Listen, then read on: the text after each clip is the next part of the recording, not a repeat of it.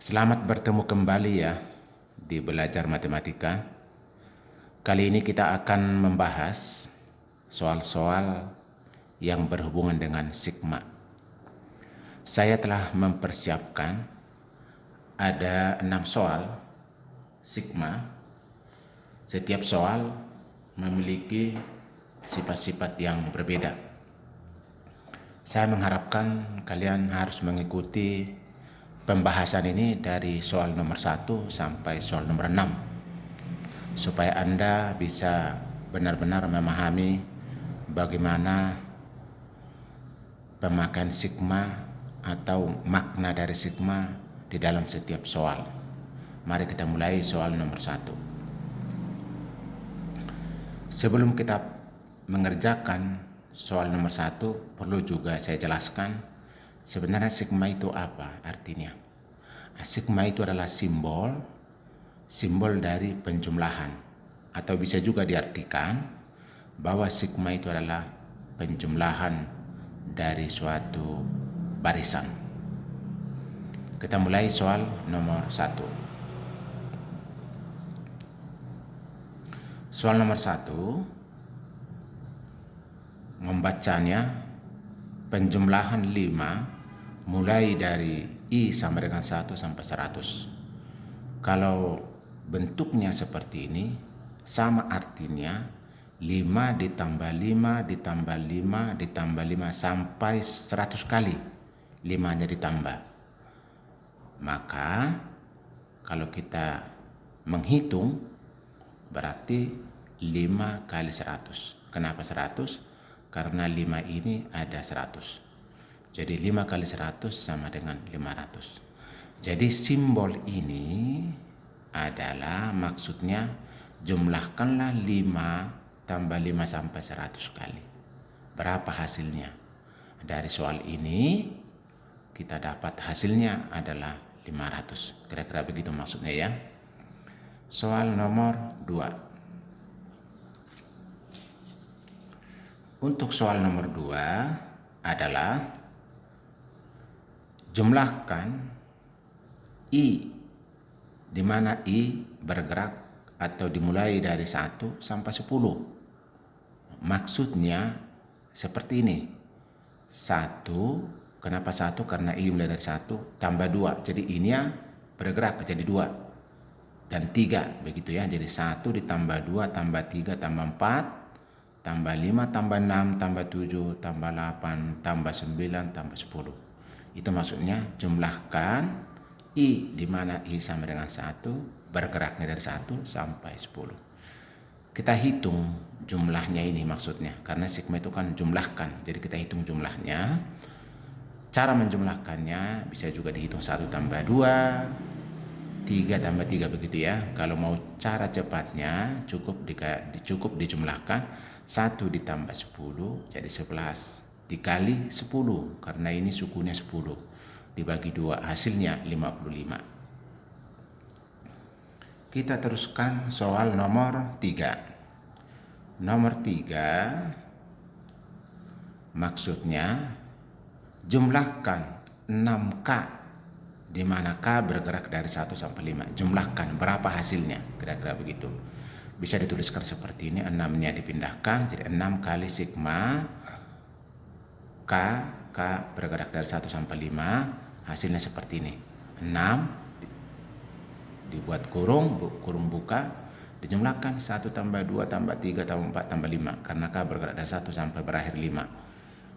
Hasil jumlah ini adalah 15 dikali 6 sama dengan 90. Begitu ya artinya.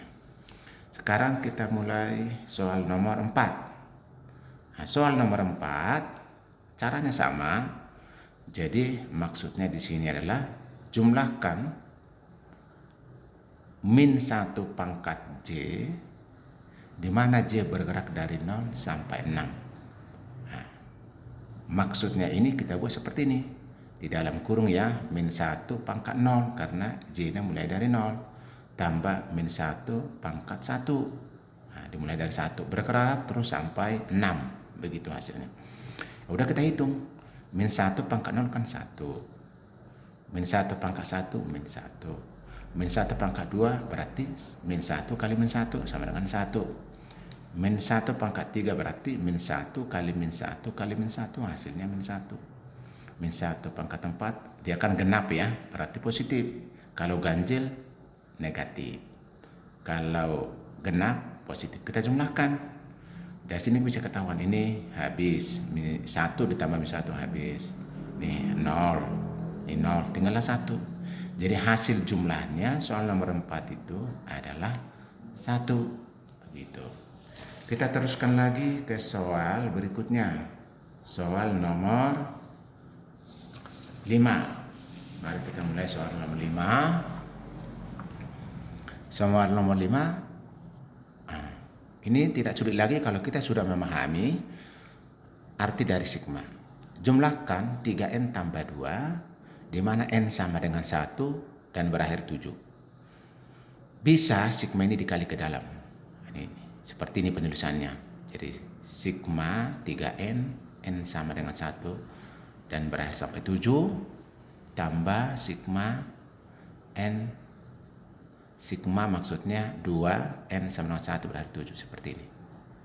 Nah, kita hitung 3-nya kan bisa dipindahkan, ini N. Terus ingat soal sebelumnya, cukup dikalikan 2 kali 7 aja. Karena ini kan 2 ditambah 2 sampai 7 kali, cukup 2 kali 7. Ini dibuat seperti ini. Kita hitung 3 dalam kurung, ini kan bergerak dari 1 sampai 7. Jadi 1, 2, 3, 4, 5 sampai 7. Ini 2 kali 7, 14. Udah. Hasil jumlah ini kan 1 tambah 2 kan 6, 10 tambah ini jadi 21 tambah 7 jadi 28.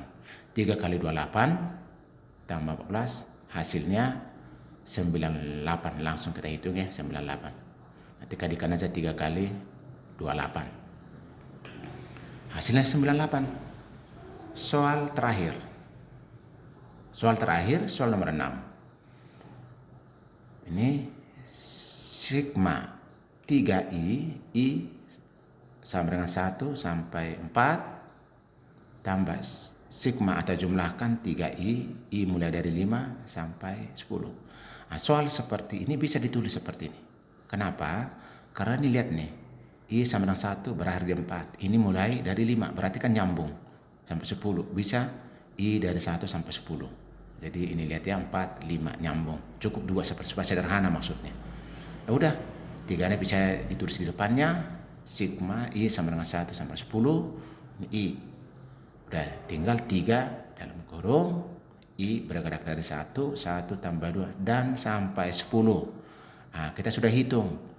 Jumlah 1 sampai 10 kan 55 soal sebelumnya. Maka 3 kali 5 sama dengan 165.